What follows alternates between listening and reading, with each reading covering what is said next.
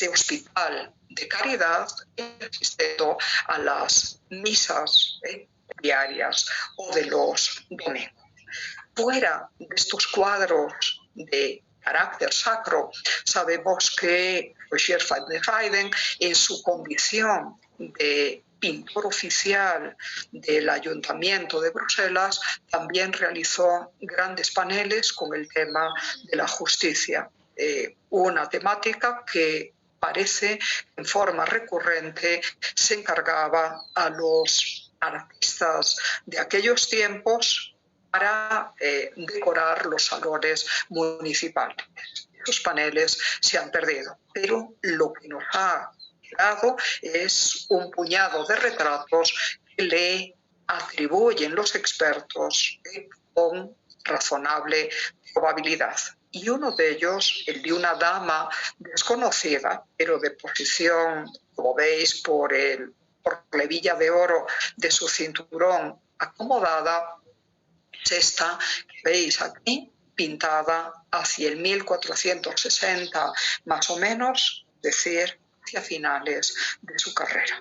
Como veis en el retrato, Rogier van der Weyden se mantiene apegado a la antigua tradición flamenca, la desarrollada ya desde comienzos del siglo XV, de mantener el fondo rigurosamente neutro para que su modelo contraste a través de los colores de su indumentaria con él, como aquí precisamente sucede. Acordaros que también en el hombre del turbante rojo de Jean van Eyck sucedía lo mismo, un fondo muy oscuro. Aunque recordad, ocasionalmente, pero es más raro, el fondo llega a ser claro, como veis en el retrato de cabeza que atribuimos al maestro de Flemal, aquel hombre maduro, supuestamente Robert de Mamil, que también os he mostrado. No importa, sea oscuro o sea fondo, o sea claro, perdón, el fondo sigue siendo neutro, sin ninguna referencia concreta al espacio que esté habitando esa persona. En esta cuestión, Jesús Christus, de quien os hablaré a continuación, será el pionero dentro de la pintura flamenca a mediados ya del siglo XV. Pero, como veis, Rogier van der Weyden sigue fiel a esa tradición de fondo completamente neutro.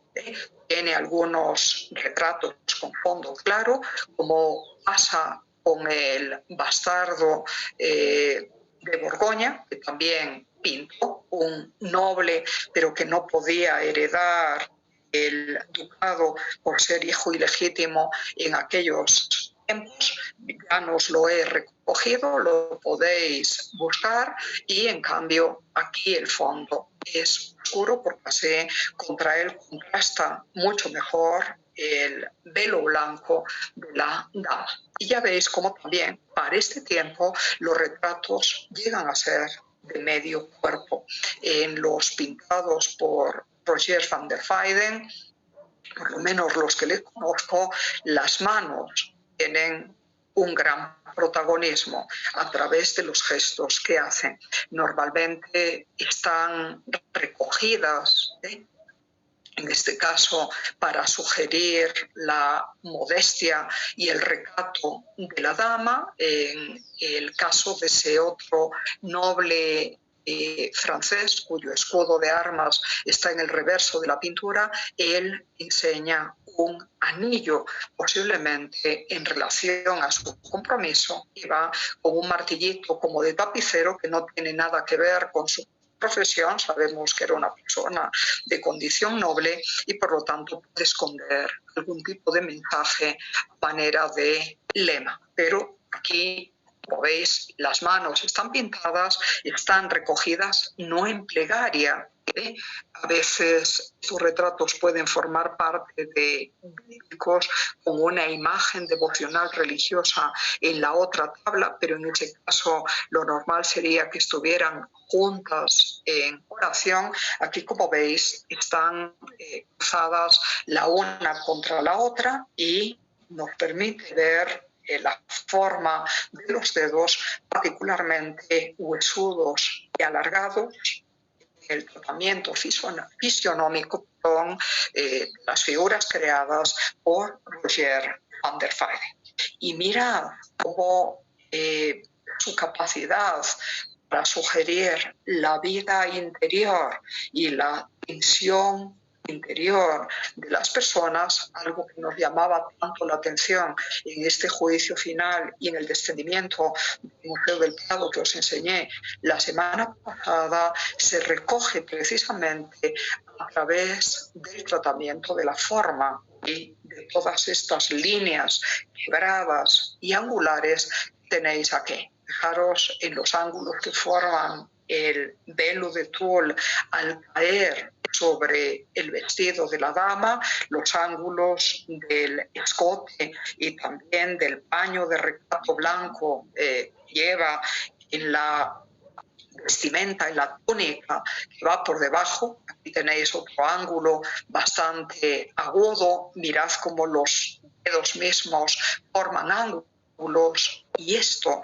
sugiere una tensión, un cierto nerviosismo interior que trata de ser disimulado con esa postura recogida y firme y de mirada baja y recatada que nos ofrece. Pero da la impresión de que la señora estuviera un poquito preocupada de cómo va a salir, de cómo va a quedar su retrato, de qué es lo que quien la mire va a pensar de ella, y toda esa tensión, todo ese nerviosismo interior, fijaros, queda magistralmente sugerido por el tratamiento de la forma. No sé si seguís llevando en los talleres o en alguna materia teórica la psicología de la forma, lo que los alemanes llaman la Gestalt, estudio de la forma y cómo ésta es capaz de transmitir emociones.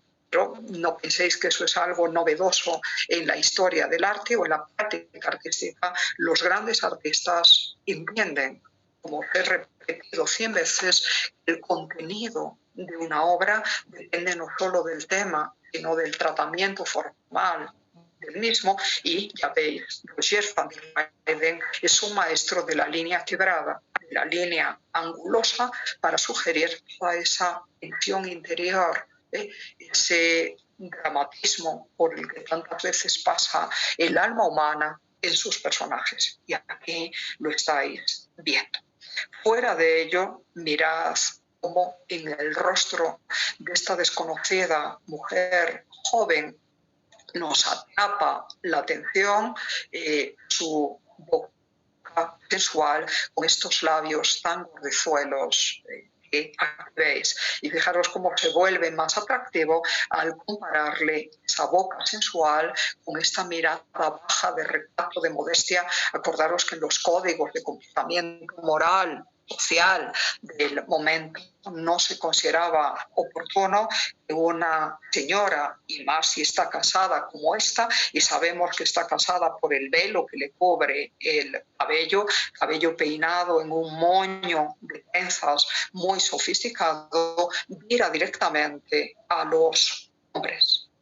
Se suponía que debía de mantener el recato, de apartar su mirada de la del otro para no provocarle, para no insinuarle absolutamente nada. Y eso lo veréis no solo en los retratos flamencos, sino también en los retratos italianos pintados o esculpidos del mismo momento.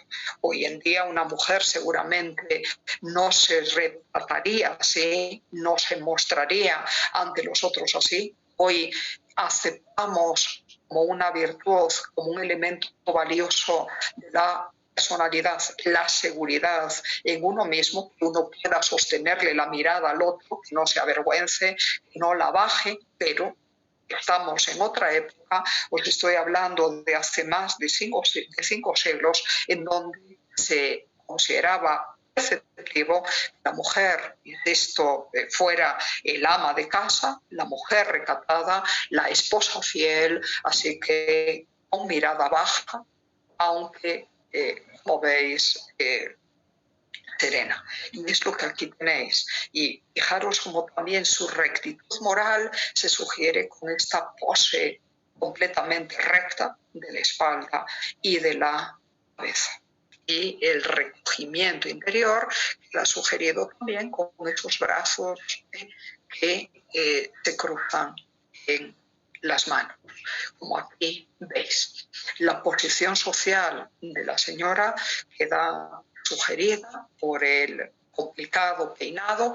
Como veis, el ideal de belleza se mantiene, frentes completamente despejadas, limpias, no se llevaban flequillos en aquellos tiempos, con el pelo bien tirante hacia atrás para que se vea toda la amplitud de la frente, como sucedía en el gótico internacional, y pieles pálidas, conforme al ideal de belleza femenina refinado y recatado de vida pareña para las damas de aquellos tiempos. También su riqueza, su prosperidad queda sugerido en el vestido, aunque es sobrio, es de líneas, como veis, elegantes y de buen paño, y ya veis lo eficaz para atrapar nuestra atención en términos visuales, que es este cinturón ancho rojo, es el único acento de color fuerte que pone Rogier van der Weyden aquí, contrastando con el paño oscuro del vestido, y en ese cinturón la hebilla dorada que nos habla, junto con el anillo de casada también que lleva en su mano, de que es una persona, como os digo, de rango acomodado, o de la nobleza o de la burguesía de aquellos tiempos, pero en cualquier caso una burguesía alta. Así es la obra de Rogier van der Weyden. Os invito ahora a comparar a esta hermosa dama con esta otra más jovencita. Todavía desaparece una adolescente pintada, o por lo menos esa es la atribución, por Petrus Christus.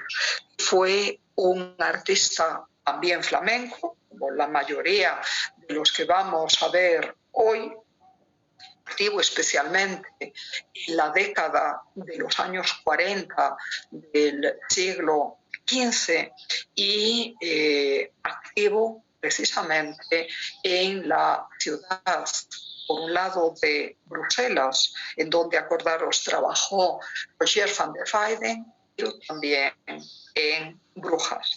De hecho, parece ser que a la muerte de Jean van Eyck, alguna pintura religiosa de ese maestro fue terminada por Petrus Christus, el autor, por supuesto, del retrato femenino que aquí estáis viendo. Y sabemos que también para ya la década de los 40, Petrus Christus había hecho una copia bastante más sosa, por cierto, mucho menos intensa, mucho menos dramática, de la deposición de Cristo de Rogier van der Weyden. Con lo cual, todo da a entender que conoció el arte pictórico de esos dos grandes maestros flamencos, por un lado Jean van Eyck, por otro lado Rogier van der Weyden, y trató de imitar, trató de asimilar lo que pudo de cada uno de ellos. De Jean van Eyck va a sacar su amor por la descripción de las texturas muy cuidadas. También el hecho de que sus personajes sean de aspecto bastante impasible, a diferencia del dramático y de rica vida interior manifestada a través de la expresión de la cara y de los gestos propia de Rogier van der Weyden. Pero os lo haré notar en el cuadro siguiente, como el tratamiento de Petrus Christus es mucho más somero, es mucho más superficial, como los cuerpos, especialmente las cabezas de sus personajes, no sean retratos, y os lo enseño aquí, tienen casi un cierto aire de muñecos, son menos creíbles, son menos realistas, son menos detallados y con menor capacidad para sugerir la vida interior, los sentimientos y los pensamientos que en la obra magistral de Jean Van Eyck, donde ya visteis, pueden no sonreír, pueden aparecer serios, pueden no manifestar ningún dolor ni angustia especial, pues sentimos una vida interior muy presente en cada ellos. Aquí todo queda de forma más superficial, más simple. Como veis, obviamente, Jesucristo no tiene el nivel de grandeza de los dos artistas anteriores, pero aún así es uno de los más destacados. A mediados del siglo XV tiene sus propias virtudes, entre ellos el haber sido aparentemente el primero en querer sugerir el espacio concreto, el espacio de la habitación, el espacio interior, donde posan sus personajes con detalles como este, el del zócalo de madera de la pared, por delante de la cual posa la modelo. Ya veis, hay una parte, y esto lo he sacado de internet y los colores han quedado para el fondo demasiado oscuros. Os aseguro, en otras reproducciones se ve mucho mejor el aspecto de la madera de la parte de abajo de revestimiento y la parte de pared mucho más clara, la grisácea que estáis mirando aquí, contrastando todo esto con el bonete, con el gorro de terciopelo negro y cilíndrico que cubre también los cabellos de esta damisela, que también los peina en un moño muy tirante, dejándole otra vez la frente completamente despejada. Ya os dije en el pasado cómo la pose normativa en estos retratos flamencos es la de 3/4, ya no me paré a señalarlo en el caso anterior, pero lo habéis visto perfectamente, y ya sabéis que la postura en 3/4 permite captar las particularidades del rostro del individuo, la forma de la frente, la forma de las mejillas, del mentón, de la nariz, de las orejas, como veis perfectamente, y al mismo tiempo da una impresión de contacto visual y de cierta cercanía psicológica con los espectadores, porque en cualquier momento el modelo puede mirarnos, como efectivamente aquí sucede. En cambio, os adelanto ya, en la pintura italiana contemporánea, la del 480, los retratos posiblemente inspirados en los perfiles de las medallas romanas son siempre retratos de riguroso perfil. Tenemos que esperar a la influencia flamenca, esencialmente al último cuarto del siglo XV, para ver en la pintura italiana, en la pintura del 480, retratos de 3/4, como aquí estáis viendo. Así que es una diferencia básica.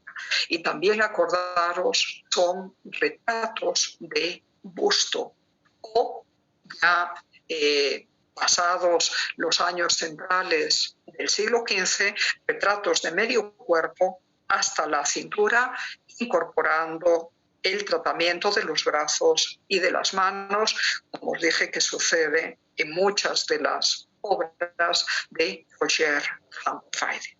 Pero aquí, siendo un retrato anterior, está echado en el 1446 al 1450, ya Petrus Christus introduce esta noción de espacio concreto, con el tratamiento de la madera, con el tratamiento de la pintura de la pared, ahí estáis viendo. Fuera de eso, os decía, la obra es exquisita en el tratamiento del óleo, en la sugestión de la textura. Acordaros que en eso se especializaron los distintos maestros flamencos. Sentimos el vestido con un brocado en relieve, vemos el cuello con una piel finita y blanca. Fijaros en el elaborado collar de oro que lleva esta damisela, sin duda una persona de la nobleza de aquellos tiempos, pero como os decía, su rostro luce bastante más adolescente que el de esta mujer ya madura y casada que aquí estamos viendo. Es posible que esta también estuviera casada. Acordaros que los matrimonios se concertaban cuando los hijos eran todavía adolescentes en aquellos tiempos, así que no habría que descartarlo, pero parece bastante más joven, bastante más chica que la anterior. Mirad cómo su personalidad un tanto aburrida y quizás presumida y también desconfiada queda muy evidenciada en esos ojos que miran de forma sesgada para de alguna forma tratar de controlar quién la está mirando, quién la está observando y qué puede estar pensando de ella. Psicológicamente, si os fijáis, es un retrato muy logrado Y como os decía, rasgos propios de la adolescencia, la inseguridad, pero también el querer ser admirado, el querer ser apreciado y un gesto un tanto despreciativo para con el otro que no tiene la misma posición social y el mismo rango, todo eso parece quedar sugerido con esta particular expresión y mirada. Ya veis que es también un artista muy, muy bueno para los retratos. En cambio, cuando trata cuadros de carácter devocional, tiende, como os decía, a de las cabezas de sus figuras y a darle rasgos ovoidales, como veis aquí, del punto que parecen un poquito muñecos. No quiero decir muñecos del todo, pero como veis no están tan detallados, no están tan intensamente tratados como era el caso de cualquiera de las obras y personajes de Jean Fameuil, o como es el caso mucho más dramático, mucho más expresivo y trágico, las escenas del juicio final o de la deposición de Cristo, de la crucifixión de Roger van der Weyden. La obra que estáis viendo aquí está citada en el 1444 y por los atributos y la situación en la que aparece este personaje sentado, pero con un nimbo de líneas doradas en torno a la cabeza, no hay problema ninguno de identificarlo como San Eloy. En el mundo cristiano y hasta hoy es el santo patrono de los joyeros y de los orfebres. Es un personaje histórico que vivió en la Francia merovingia del siglo VII. Era un muy competente orfebre. Según su leyenda, en cierta ocasión, el rey Franco le mandó a hacer una silla para montar a caballo, toda decorada con piedras preciosas y con oro. Le proporcionaron el material para la ejecución y, pasmosamente, el bueno de Eloy, con todo el material que le habían dado, logró hacer 2 sillas de calidad y belleza impresionantes, lo cual dejó palpable su artisticidad, su absoluto dominio técnico y su capacidad para sacar el mejor provecho de todos los materiales, pero también su tremenda honradez e integridad moral, ya que no se benefició quedándose con lo que podía ser sobrante. Más tarde abandonó la profesión de orfebre, se retiró a orar, se hizo ermitaño y, formándose en teología, acabó siendo reconocido como obispo de su diócesis en Francia. Así que también se lo puede representar como un obispo.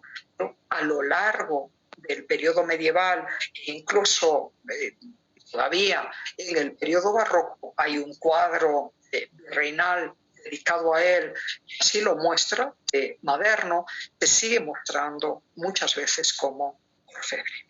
Y como tal, acompañado de una pequeña balanza, no es la del juicio final, es de precisión, aunque obviamente al cristiano que contemple la pintura le puede traer a la memoria lo del destino del alma, y esto es apropiado para la situación que se está celebrando con esta pintura, una de compromiso matrimonial. Los miembros de la pareja han de ser leales entre sí, han de ser fieles, han de ayudarse mutuamente, han de quererse si quieren tener un matrimonio bendecido y si quieren aspirar también al cielo.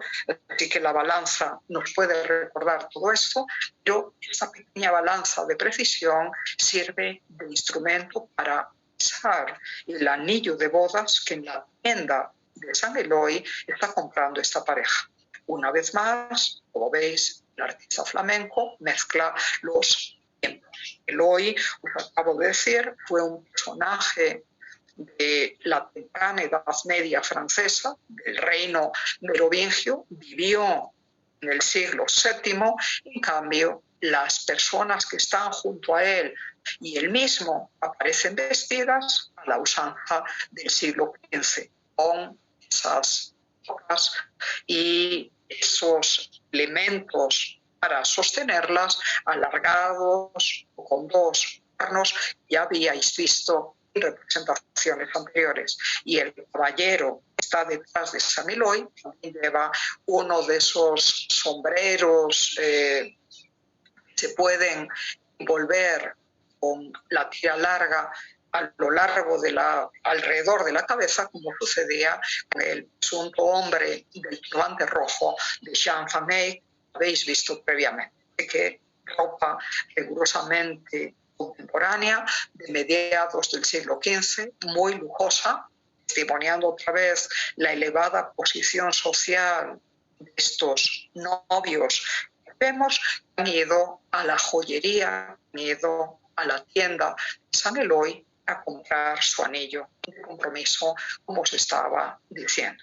La caja con el resto de los anillos sobre fondo de terciopelo aparece en el estante de atrás, y en él también vemos ramas de coral y cuentas de vidrio y jarras de cristal y de plata y frascos, como veis, productos exquisitos, costosos, todos los cuales se podían comprar en la tienda de un orfebre en aquellos tiempos. Y esta tienda, como era común en aquella época, se ve que es un orfebre distinguido, faltaría más, es el mismísimo San Eloy, tiene un mostrador, mira a la calle, igual que ya pasaba, acordaros, en las tiendas romanas. Y sobre la mesa de ese mostrador aparece, ya lo veis, un espejo convexo, es un préstamo sacado de Jean Van Eyck. Acordaros del matrimonio Arnolfini, que ya os he mostrado. Acordaros que incluso el maestro de Flemal incorporó uno de estos espejos al interior donde estaba el donante Enricus Bert con San Juan Bautista en el tríptico Bert del que os he hablado. Es un recurso que inventa Jean Van Eyck, que sirve para dilatar el espacio, para mostrar ya sea lo que está por detrás de las espaldas de los personajes, que el espejo está colgado de la pared, como sucedía en el matrimonio Arnolfini, y para mostrarnos la calle y la plaza que se abre delante de esta tienda, si el espejo está apoyado en esta contra, como aquí sucede. Y a través del espejo vemos las casas del fondo de la plaza, pintadas sin tanto detalle y sin tanta riqueza atmosférica como visteis en la obra de Jean Van Eyck. Ya os dije que el trabajo de Petrus Christus es más somero, es más superficial, pero acercándose a esta tienda vemos a dos personas, una de ellas de condición también noble, aparentemente acompañado de su halconero, porque el que va detrás lleva un halcón en la mano. Fijaros, la idea parece la misma, aunque con otra composición, y es muy imaginativa En este caso, similar, digo, la del matrimonio Arnolfini de Jean Van Eyck, porque estos serían los novios, todavía no se están casando, es como si estuvieran dándose ya promesa de matrimonio al comprar literalmente el anillo de compromiso con San Eloy, y estas personas actuarían aquí en el papel de testigos de este compromiso que está festejando. Por detrás está la trastienda con esa cortina de terciopelo y esta puerta de madera con el cristal en la parte superior.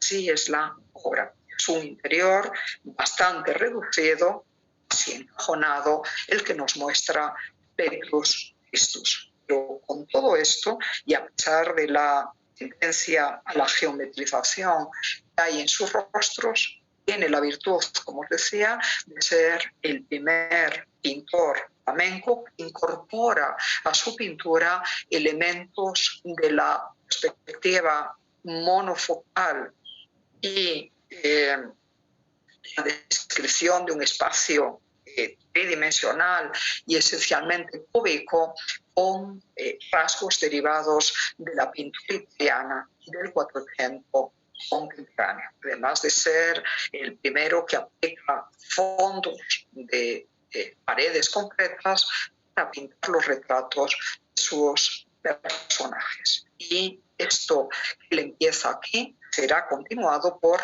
Erich Baut allá en Lovaina. Os hablaré de él enseguida. Así que, como veis, las enseñanzas de Jean Van Eyck, de Rogier van der Weyden, están presentes aquí, pero también se puede apreciar el estilo particular de cada uno de estos artistas. Este es el mismo cuadro, ya veis que con colores bastante más apagados, me parece que este los reproduce mucho mejor. Vayamos entonces enseguida a la obra de Erich Baut.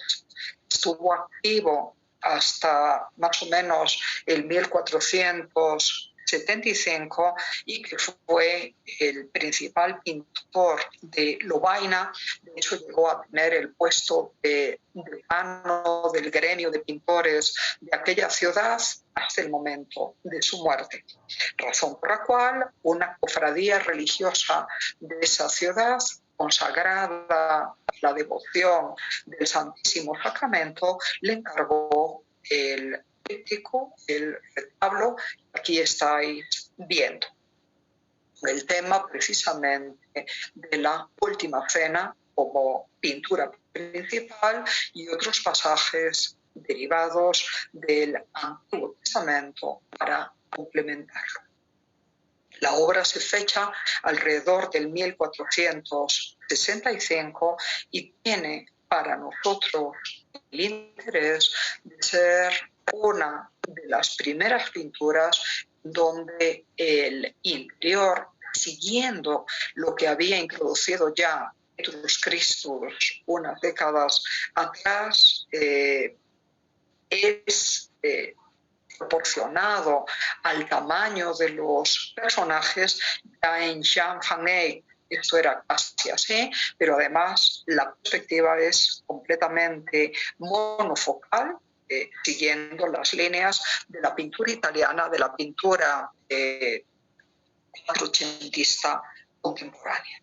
Fijaros cómo efectivamente aquí la altura de los personajes queda bastante por debajo del techo del salón o sala en donde están metidos todos ellos, y mirad cómo las líneas de fuga convergen todas ellas, las de las vigas del techo. Si cogéis una regla o un bolígrafo mientras yo os voy hablando, podéis hacer la prueba y fijaros cómo coinciden en un mismo punto, justo por encima de la cabeza de Cristo, las líneas de las baldosas del suelo y las líneas de las vigas del techo. Con lo cual, la perspectiva monofocal, aunque solo para esta habitación, no para el exterior ni para el cuarto lateral, están bien logradas.